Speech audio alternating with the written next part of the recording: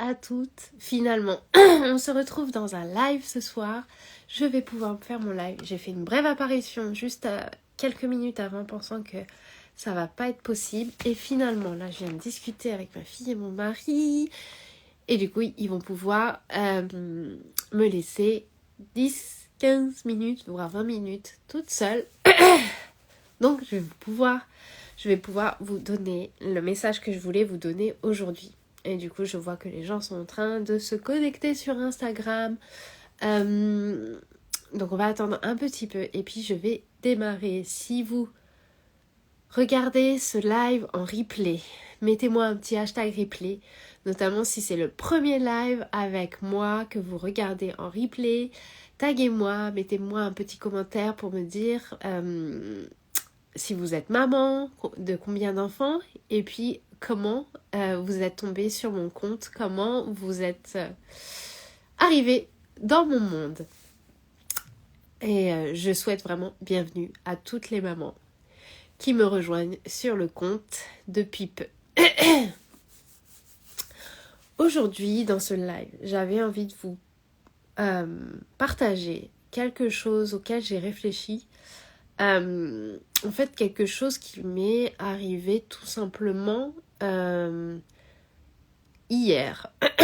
Hier, je réfléchissais justement à ce voyage qu'a été ma parentalité et notamment au moment où les choses ont réellement changé, où les choses ont drastiquement changé. Et c'est ce que j'avais envie de vous partager parce qu'en ayant cette réflexion, en faisant un peu le point sur ce qui s'est passé depuis maintenant 5 ans, parce que je suis maman d'une petite fille qui a maintenant 5 ans, beaucoup de choses ont changé, beaucoup de choses ont évolué et n'ont pas évolué à la même vitesse. Coucou Stéphanie, j'espère que tu vas bien. Donc toutes les choses n'ont pas évolué à la même vitesse depuis 5 ans. Beaucoup de choses ont évolué à certains moments et ont accéléré à certains moments. Et c'est ce que j'avais envie de vous partager aujourd'hui. Parce que ça me tient à cœur de vous donner aussi cette perspective.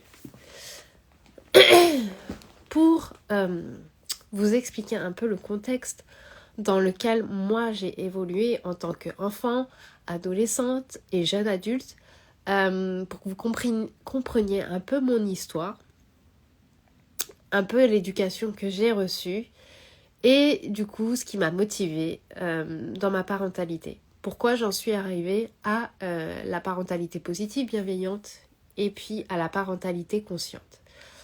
D'ailleurs, si vous regardez ce live et que vous voulez plus de détails par rapport justement à ma vie, etc., je vous invite à regarder justement la story à la une, Qui suis-je, dans lequel j'ai livré beaucoup de choses par rapport à moi, dans le but vraiment de montrer, excusez-moi vraiment, parce que là je suis malade et ça part pas. Donc, dans cette story Qui suis-je, j'ai livré beaucoup de choses de moi dans un but. C'est le but de montrer réellement que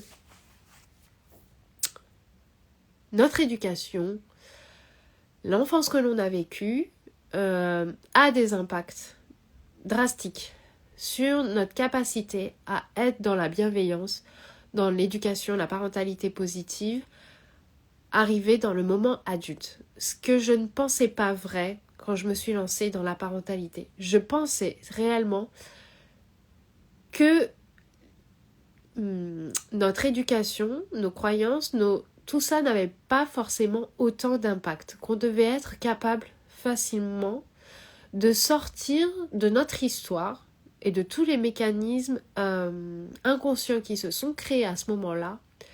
Je pensais que en devenant parent, et même en dehors de devenir parent, c'était beaucoup plus facile pour n'importe quel être humain de sortir de ça. Que c'est pas notre éducation, nos blessures, nos croyances, nos pensées qui nous empêchaient d'être dans la bienveillance avec nos enfants. Pour vous dire, moi je je suis ingénieure de formation, j'ai fait classe prépa, bac+5, école d'ingénieur. J'avais un super bon boulot dans une grande boîte. Et puis je suis même devenue manager quand ma fille a eu 2 ans.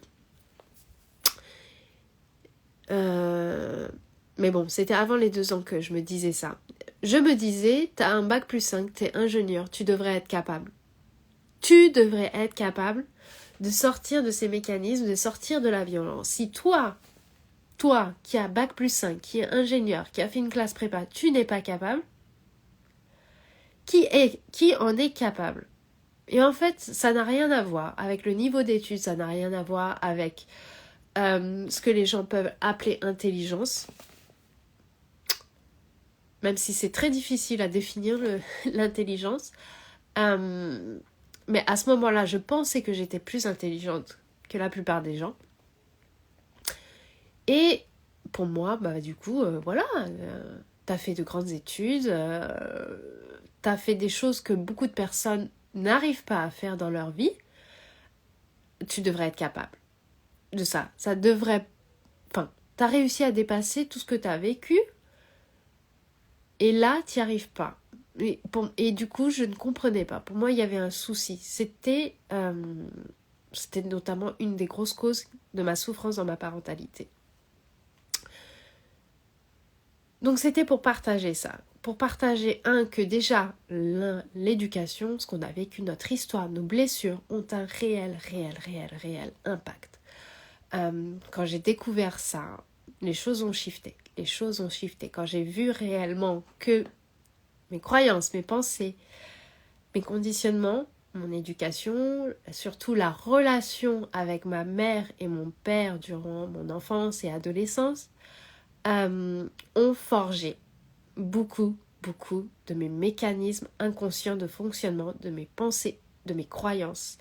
Et beaucoup étaient ok jusque-là, parce que ça me permettait justement, ça m'a permis de vivre et de survivre dans l'environnement familial.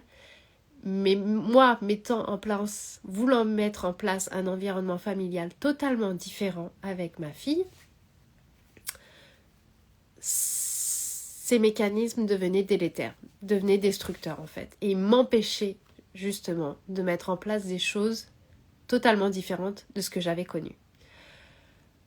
Donc c'était pour partager ça et pour partager aussi le fait que l'éducation que l'on a reçue, comme je disais, est un réel frein, un réel grand frein pour mettre en place une parentalité respectueuse de l'enfant, pour mettre en place une parentalité qui va être le socle de l'expansion de l'enfant. C'est la parentalité que je vis aujourd'hui. Mais ce n'est pas la parentalité que je visais à ce moment-là, parce que pour moi, je voulais juste sortir des violences éducatives ordinaires. Et ce que je veux partager à travers cette histoire aussi, à travers cette story qui suis-je, c'est que je suis la preuve vivante que on peut mettre en place une éducation totalement différente malgré l'éducation que l'on a reçue. Je vous dis, c'est un gros frein, mais une fois qu'on a les clés, oh my god, ça change tout. Ça change tout. Et là, mais on peut entrer dans une réelle parentalité respectueuse de l'enfant, une réelle parentalité qui va permettre à l'enfant d'être libre. Est-ce que ça veut dire qu'on est parfait? Est-ce que ça veut dire qu'on ne fait jamais d'erreur? Est-ce que ça veut dire qu'on est toujours dans la bienveillance? Non, c'est pas vrai. Si je vous disais oui, ma vie est parfaite, je suis tout le temps hyper zen et calme avec ma fille, non, ce n'est pas vrai. Ce n'est pas vrai. Mais au jour d'aujourd'hui, les choses ont drastiquement changé. La connexion a drastiquement changé. Ma bienveillance, ma capacité à être bienveillante a drastiquement changé, été améliorée.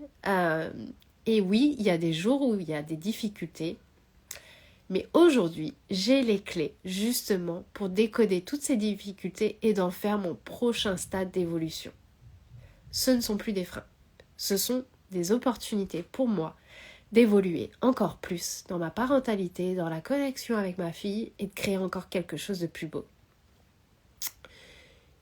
Et donc hier, alors je vous raconte tout là, je me rends compte, hier je réfléchissais à ça.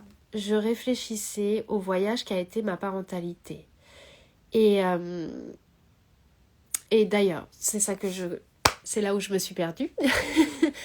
Je voulais vous expliquer donc ici dans ce live aussi un peu le contexte dans lequel j'ai évolué. Je suis une enfant, l'aînée, donc de 2 enfants, moi et mon frère, l'aîné de 5 ans. Et on a évolué tous les deux dans un contexte familial assez particulier, mais peut-être aussi assez banal.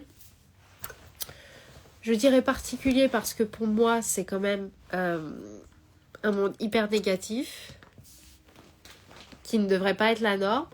C'est pour ça que je mets le terme particulier. Mais en même temps, assez habituel dans le sens où c'est ce que je peux voir dans ce monde au jour d'aujourd'hui, dans le monde familial, d'assez commun, dans le monde humain, assez commun. Donc,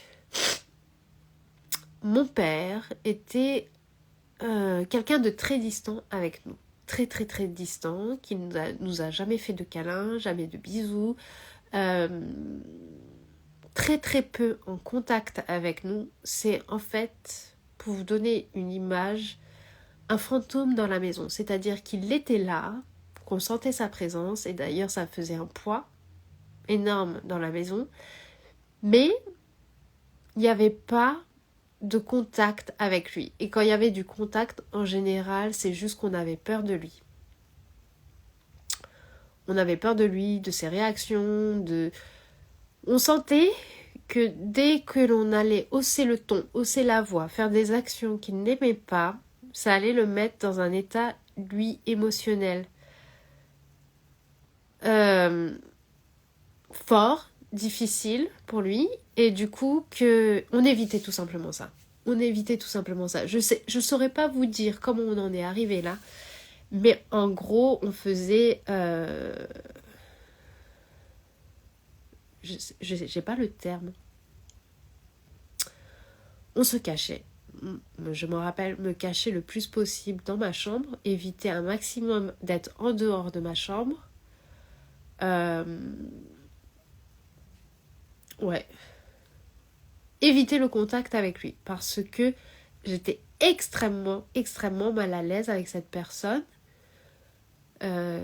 qui était mon père, mais presque un étranger. Vraiment. Je connais peu de sa vie. Voilà.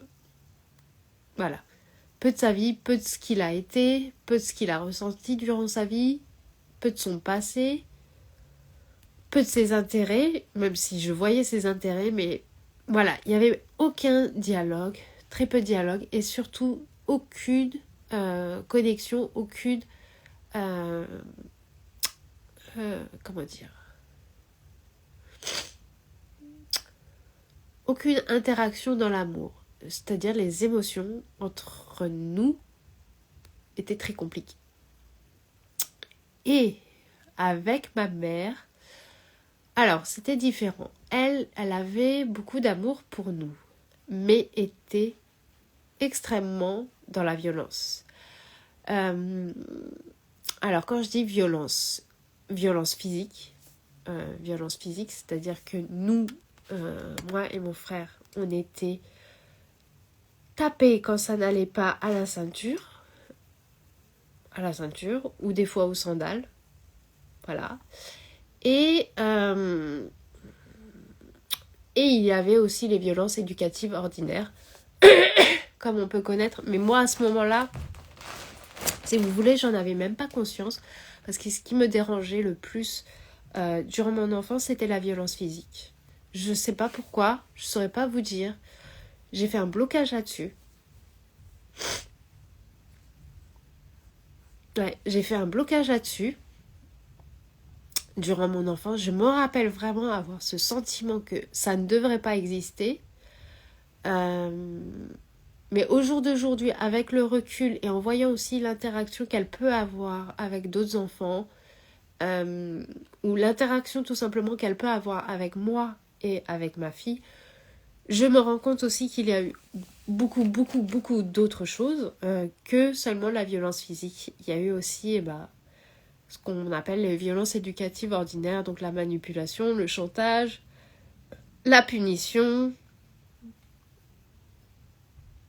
tout ça. Et c'était extrêmement dépendant de son humeur, de ses capacités à gérer ses émotions à ce moment-là, qui était quand même assez compliquée, parce que, voilà, elle était aussi quand même avec une personne alcoolique, donc qui faisait beaucoup de phases où elle sombrait dans l'alcoolisme, avec, voilà. Je vais pas rentrer dans le détail d'une vie avec une personne alcoolique, parce qu'il y a beaucoup à dire. Je pense que voilà, les personnes qui ont vécu ça et qui regardent ce live comprendront et sauront exactement comment est justement la vie avec une personne alcoolique. Il y a ces moments où la personne, voilà, sous ses émotions, décide de se noyer dans l'alcool et check-out complet, se déconnecte complètement de vous pendant plusieurs jours à plusieurs semaines, ça dépend. Avec tous les drames physiques, corporels, qui arrivent du coup aussi à cette personne. Donc, le contexte n'était pas joyeux, clairement pas. Je vous dis, il y avait de l'amour, mais c'était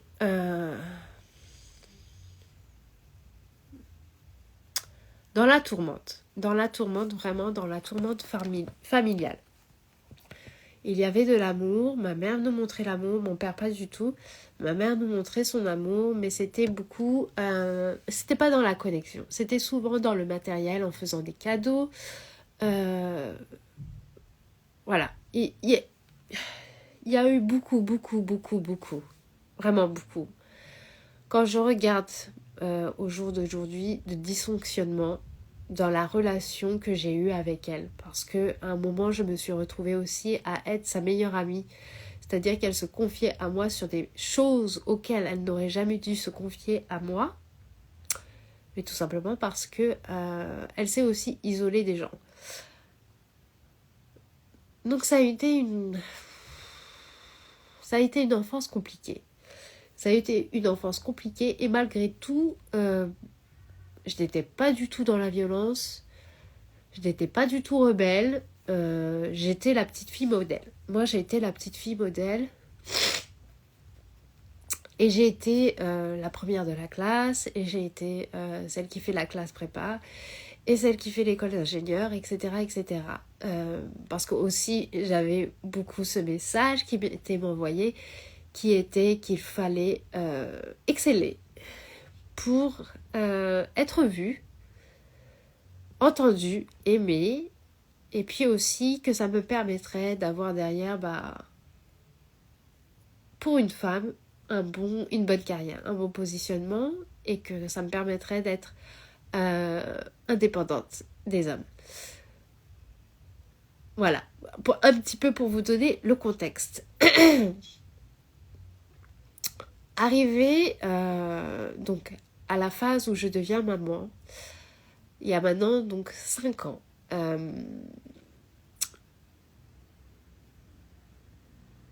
Les choses sont compliquées. Alors, c'est ce que je voulais vous partager justement dans ce live. C'est que quand j'ai regardé hier toute ma vie, que j'ai fait cette rétrospective et que je me suis connectée à ce qui s'est passé dans ma vie, à comment j'ai vécu les choses, à comment j'ai vécu les choses, comment j'ai vécu toutes ces années, moi qui vais bientôt avoir 34 ans. Et je me suis rendu compte que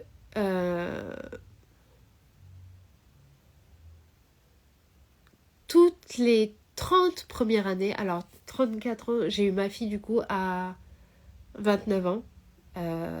Ouais, 29 ans, c'est ça. J'ai eu ma fille à 29 ans.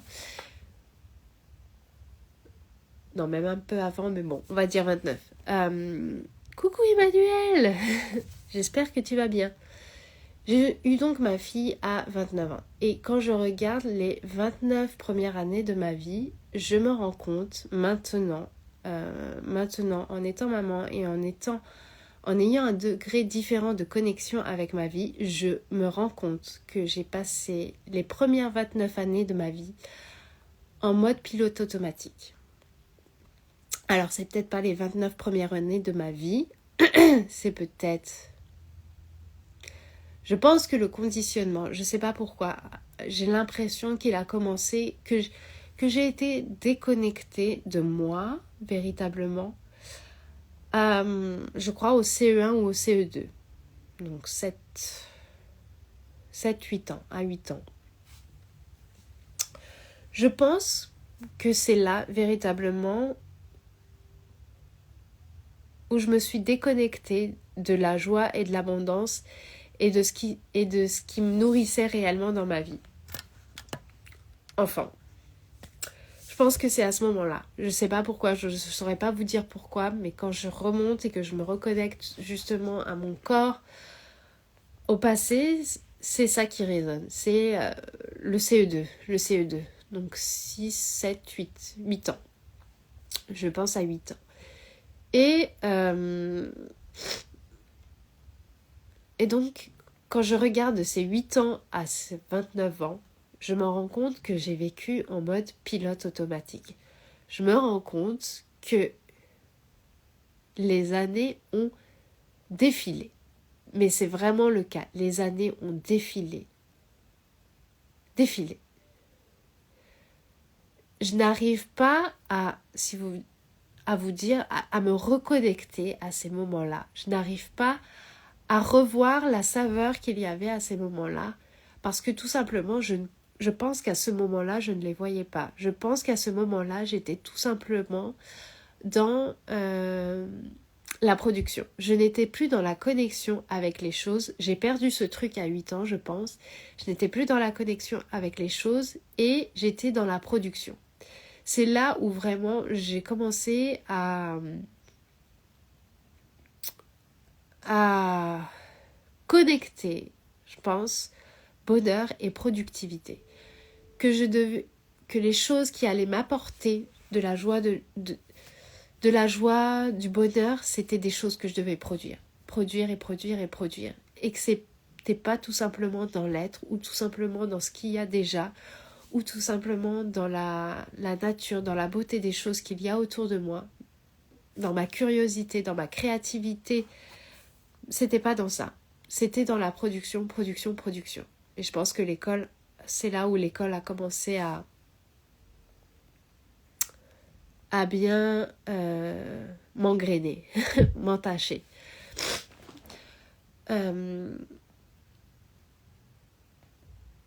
Donc quand je me reconnecte à ces années, je vois qu'elles ont défilé. Je vois qu'il n'y a rien derrière de palpable, rien derrière qui me ramène à la joie, me ramène à l'amour, me ramène à l'instant, à ces instants-là, véritablement. Il n'y a pas tout ça. C'est tout simplement, je suis dans le truc, je fais. Oula, il y a la musique.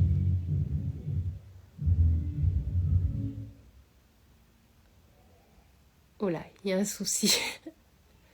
J'espère qu'ils ne lui ont pas cassé les oreilles à ma chérie. Ok.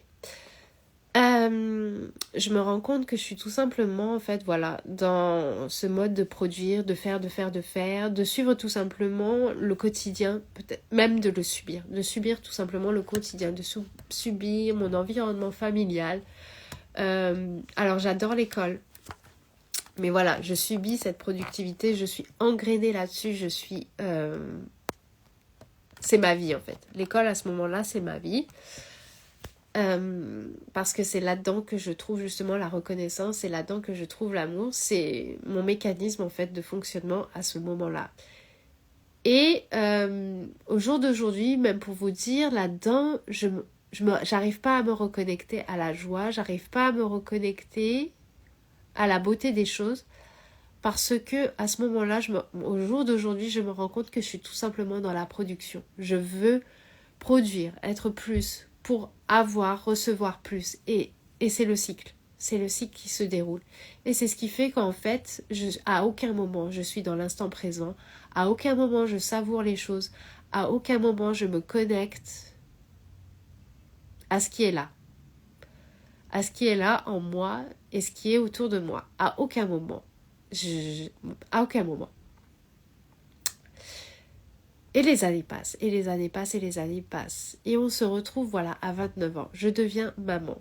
Et c'est là où, pour moi, le calvaire, le calvaire commence. J'ai vécu une enfance qui, pour moi, n'est pas...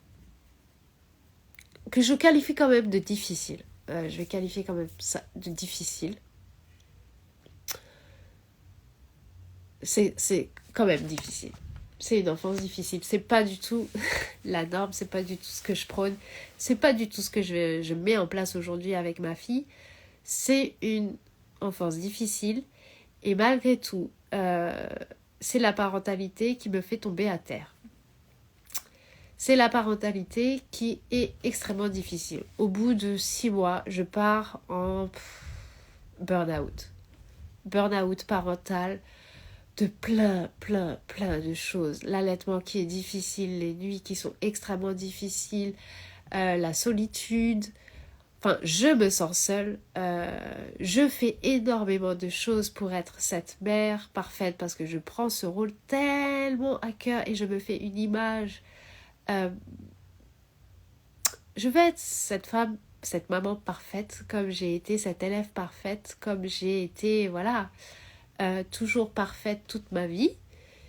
Et là, je commence à déchanter, surtout que ma fille me renvoie constamment le miroir que j'ai beau être parfaite, j'ai beau essayer d'être parfaite, de mettre tous les efforts du monde pour être parfaite.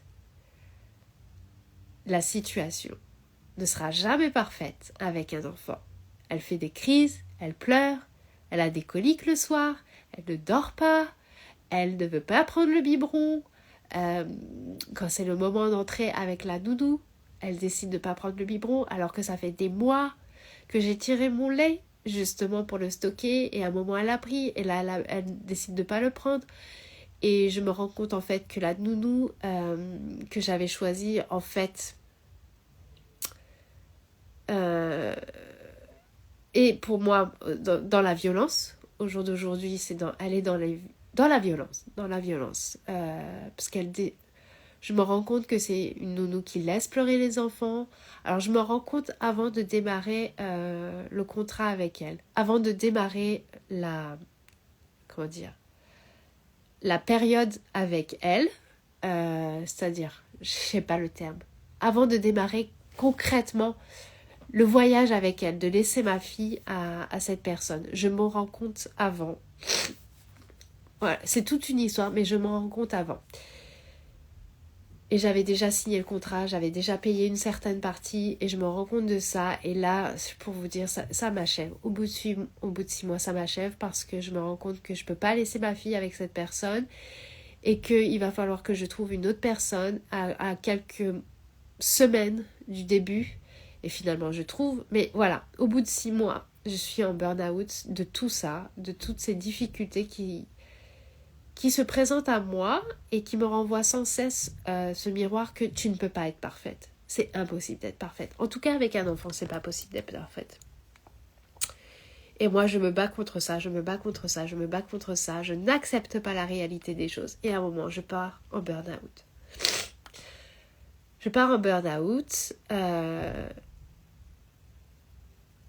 Et puis les choses commencent à améliorer. Parce que là, je touche bien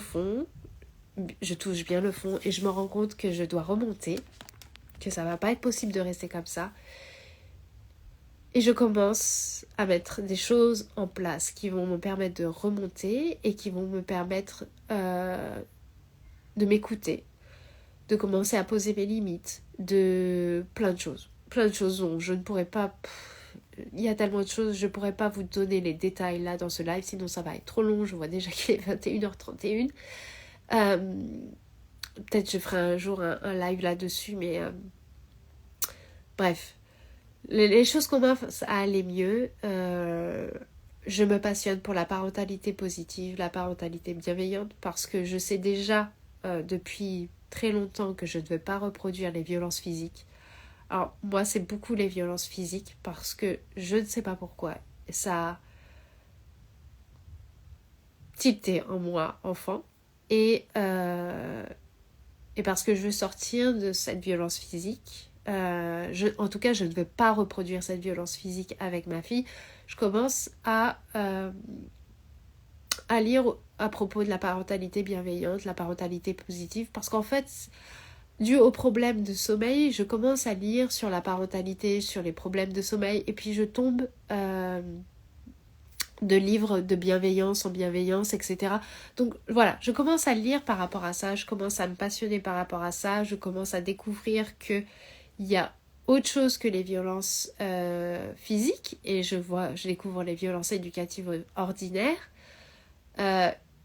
Et je commence à me rendre compte que de ça aussi je veux en sortir, que je ne décide pas que je ne veux pas reproduire, en tout cas produire ça dans la relation avec ma fille. Et plus je lis de livres sur la parentalité positive, la parentalité bienveillante, sur les enfants aussi, sur le développement du cerveau de l'enfant, les différents stades, etc. J'acquiers énormément de connaissances. Je comprends mon enfant, je sais tout ce qui se passe, je comprends ses capacités, je sais ce qui est dans la bienveillance, ce qui ne l'est pas. Si vous voulez, d'un point de vue théorique, j'ai toutes les clés. Mais je me retrouve confrontée à la réalité que dans la situation avec ma fille, dans les situations concrètes avec ma fille, où il y a des crises, où les émotions sont fortes, où elle s'oppose à moi, j'ai énormément de mal à gérer les situations. J'ai énormément de mal à gérer les situations. J'ai énormément de mal. C'est-à-dire que même si j'ai toutes les clés, il y a quelque chose en moi qui est réveillé à chaque fois. Il y a des émotions en moi qui sont réveillées à chaque fois.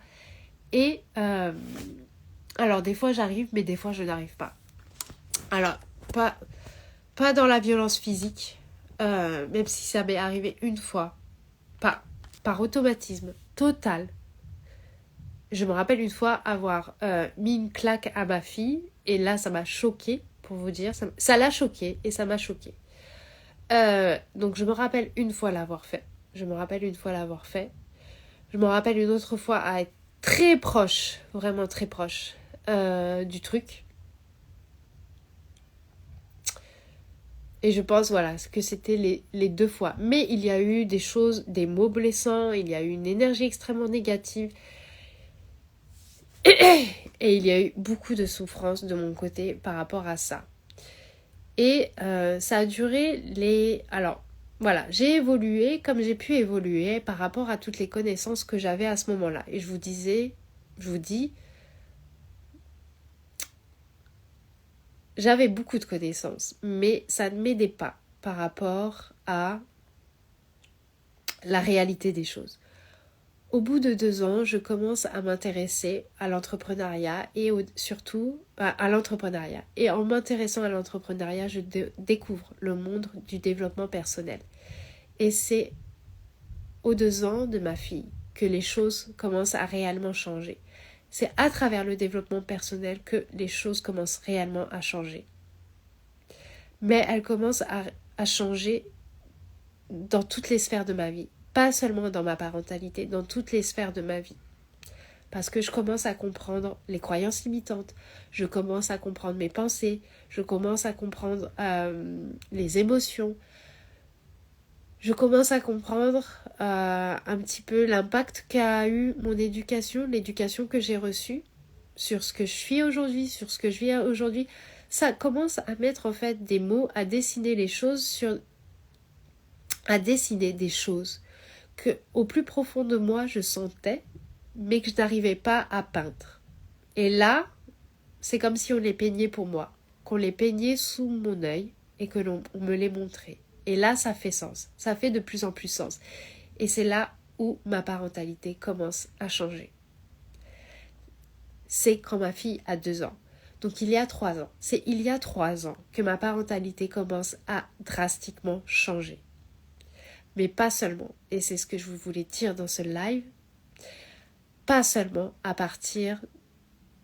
dans ma parentalité, c'est dans ma vie tout entière. Parce que quand je me suis reconnectée justement hier à ce voyage qui a été toute ma vie, c'est comme si ces 3 ans avaient tellement plus d'intention, tellement plus de profondeur. C'est comme si elles représentaient tellement plus ma vie. Je sais pas comment vous dire, c'est comme si ces 3 ans, c'était 30 ans. Et que mes 29 ans avant, c'était justement 2 ans, 1 an dans ma vie. Il y a une inversion totale des choses. J'ai l'impression que le temps s'est étendu, que le temps a eu une autre dimension. Ces 3 ans, je ressens tellement plus de choses quand je me connecte à ces 3 ans. Et quand je me connecte à ma vie, pour vous dire, je me connecte à ces 3 ans. Je me connecte à ces 3 ans. C'est là où tout a changé. Parce que c'est là... Excusez-moi, j'ai le nez qui coule.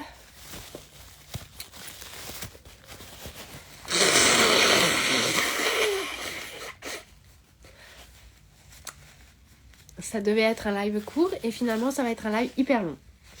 Excusez-moi.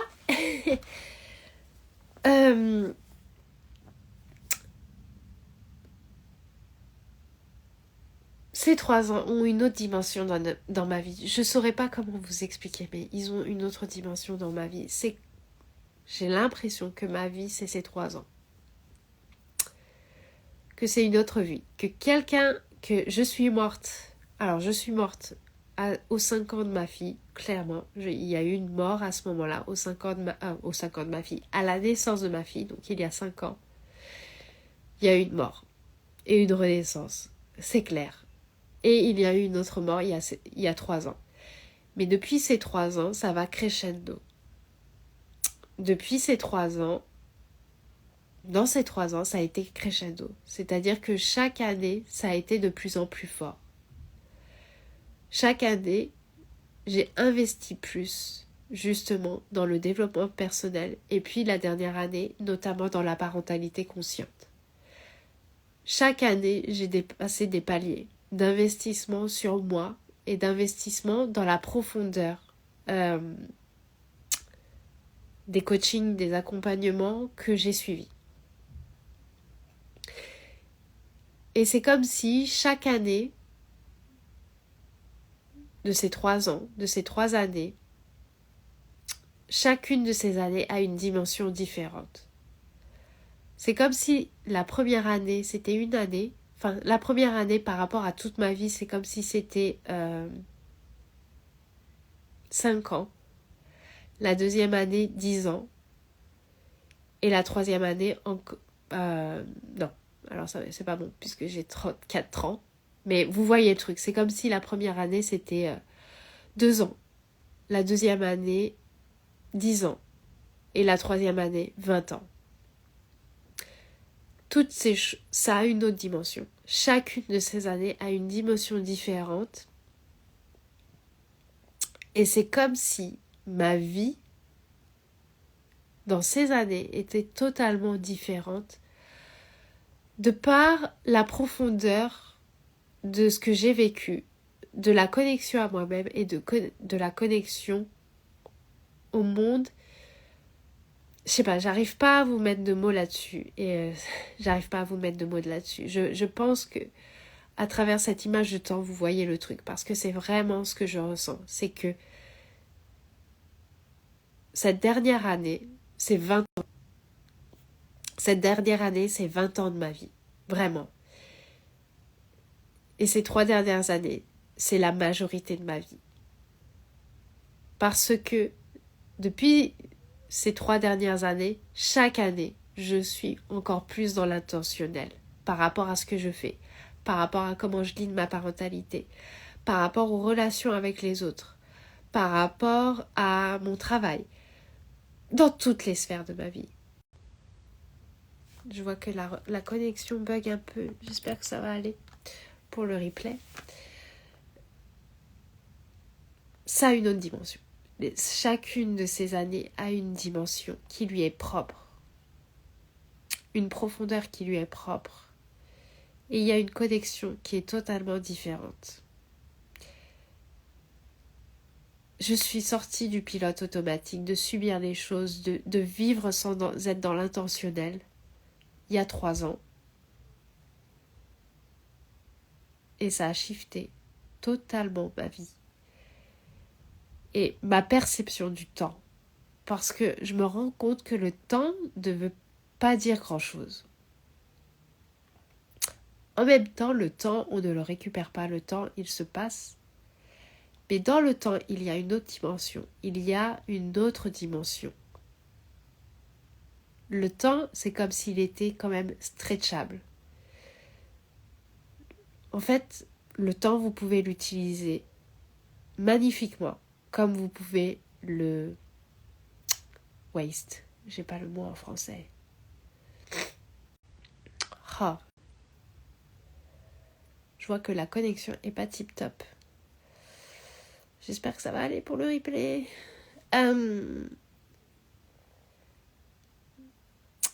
Ouais, c'est le temps, il y a vraiment une autre dimension que simplement les minutes, que simplement les années.